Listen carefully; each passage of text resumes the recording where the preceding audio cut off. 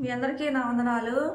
ఇతరులు మనకు ప్రేమను పంచకపోయినా కానీ, మంచితనాన్ని ఆప్యాయతను రాగానే పంచకపోయినా కానీ, మన పట్ల జాలి దయ కనికరాన్ని చూపించకపోయినా కానీ, దేవుని ఆత్మ కలిగిన వారు, దేవుని పరిశుద్ధాత్మ కలిగిన వారైతే ఇతరులకు ప్రేమ ఆప్యాయతను రాగానే మంచితనాన్ని పంచేవారుగా ఉంటారు. మనకి జాలి దయ కనికరాన్ని ప్రేమ ఆప్యాయతను రాగానే మంచితనాన్ని పంచేవారికి వారికి కూడా మనం మంచితనాన్ని ఆప్యాయతను రాగాన్ని జాలి దయ కనికరం చూపించటం మంచిది అంటాడు దేవుడు. మనకు జాలి దయ కనికరం ప్రేమ ఆప్యాయతను రాగానే మంచితనాన్ని మనకు పంచకపోయినా కానీ, మన ఎడల కఠినంగా ప్రవర్తిస్తున్నా కానీ, వారికి మనం మేలు చేసే వారంగా ఉంటే, వారికి మనము జాలి దయ కనికరము ప్రేమ ఆప్యాయతను రాగానే మంచితనాన్ని మనం పంచే వారంగా ఉంటే మనకు మేలు జరిగిద్ది అంటాడు దేవుడు. మన శత్రువులను ప్రేమించినట్లు అని అర్థము అంటాడు దేవుడు. లోకాసు వార్త 6వ అధ్యాయము 32వ వచనం చదువుకుందాం. మిమ్మును ప్రేమించే వారినే మీరు ప్రేమించినదా మీకేమి మెప్పు కలుగును? పాపులను తమ్మును ప్రేమించే వారిని ప్రేమింతురు కదా. దేవుడు ఎక్కడ ఏమంటుందంటే, పాపాత్ములు అయితే ఇష్టం వచ్చిన వారినే ప్రేమించేవారుగా ఉంటారంట, ఇష్టం వచ్చిన వారినే గౌరవించేవారుగా ఉంటారంట, ఇష్టం వచ్చిన వారికి ప్రేమ ఆప్యాయత రాగాన్ని మంచితనాన్ని జాలి దయ కనికరాన్ని అనురాగాన్ని పంచేవారుగా ఉంటారంట.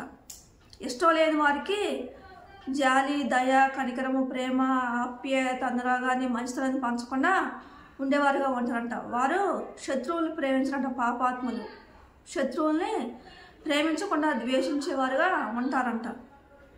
దేవుని జ్ఞానం కలిగిన వారు, దేవుని ఆత్మ కలిగిన వారైతే శత్రువులను కూడా ప్రేమించేవారుగా ఉంటారు.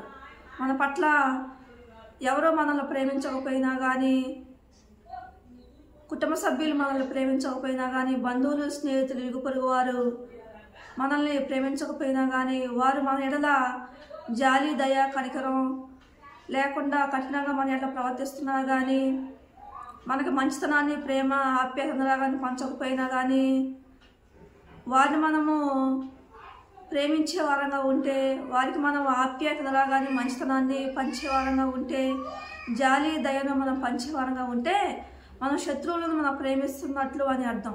వారు మనల్ని ప్రేమించట్లేదు అని మనం కూడా కక్షలు తీర్చుకునే వారంగా ఉంటే, పగలు తీర్చుకునే వారంగా ఉంటే, ద్వేషించే వారంగా ఉంటే, వారికి మేలు చేయకుండా ఉండే వారంగా ఉంటే, వారి మీద కోపాలు పెట్టుకునే వారంగా ఉంటే మనం కూడా పాపాత్ములము అంటున్న దేవుడు.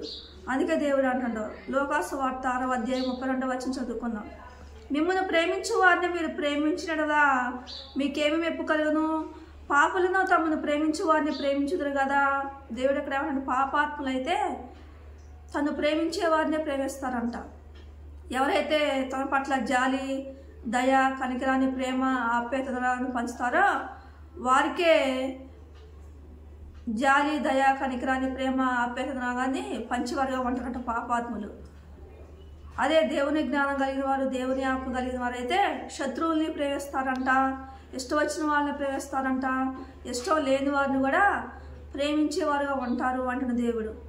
అందుకే దేవుడు అంటున్నాడు, లోకాసు వార్త 6వ అధ్యాయం 27వ వచనం చదువుకుందాం. మీ శత్రువులను ప్రేమించుడి, మిమ్మును ద్వేషించు వారికి మేలు చేయుడి,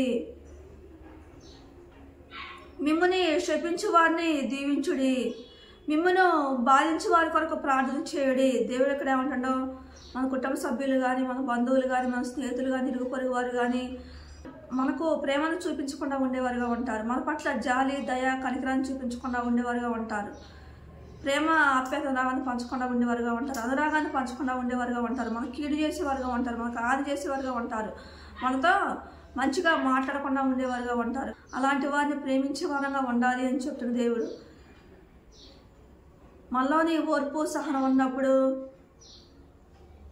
ఇతరులని ప్రేమించగలుగుతాం, శత్రువులనైనా ప్రేమించగలుగుతాం. మళ్ళీ ఓర్పు సహనం లేకపోతే శత్రువులను మనం ప్రేమించలేము.